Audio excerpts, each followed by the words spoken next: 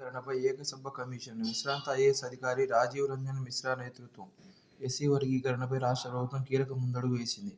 వర్గీకరణపై ముందుకు వెళ్తామని ముఖ్యమంత్రి చంద్రబాబు ఇప్పటికే స్పష్టం చేసిన నేపథ్యంలో నిర్దిష్టమైన సిఫార్సులను సూచించడానికి విశ్రాంత ఐఏఎస్ అధికారి రాజీవ్ రంజన్ మిశ్రా నేతృత్వంలో ఏకసభ్య కమిషన్ను నియమించింది.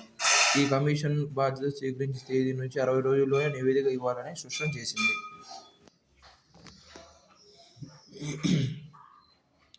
భారత్ తన ఇంధన అవసరాల కోసం విదేశాలపై ఆధారపడాల్సిన ఆగత్యాన్ని 2047 కల్లా పూర్తిగా వదిలించుకోవాలని, 2070 నాటికి కర్బన ఉద్గారాల తటస్థత సాధించాలని లక్ష్యిస్తుంది. 2030 కల్లా 500 గిగావాట్ల విద్యుత్తును పునరుత్పాదక ఇంధన వనరుల ద్వారా సమకూర్చుకోవడానికి ప్రయత్నిస్తుంది.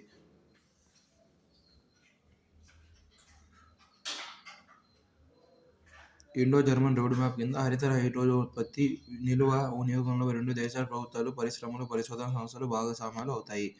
2022లో ప్రారంభమైన ఇండియా జర్మనీ హరిత సుస్థిరాభివృద్ధి భాగస్వామ్యం (GSDP) కింద తాజా రోడ్ మ్యాప్ను ప్రకటించారు. దేశంలో హరిత అమ్మోనియా, మిథనాల్ను కూడా చౌకగా ఉత్పత్తి చేయవచ్చు. అందుకే జర్మన్ ఇంధన కంపెనీలు భారత్లో పెట్టుబడులు పెట్టడానికి ఆసక్తి చూపుతున్నాయి.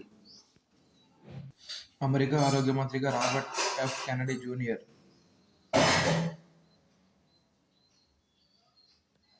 కోవిడ్ వ్యాక్సిన్లకు వ్యతిరేకి. అంతర్గత వ్యవహారాల మంత్రిగా డౌగ్ బర్గమ్.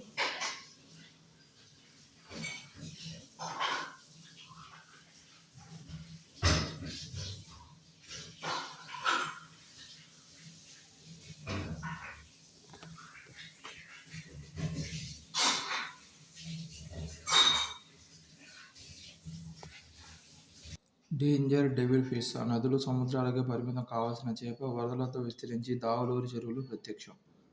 దానాతో సహా సగం చేపల్ని తినేసిందని రైతుల గగ్గోలు.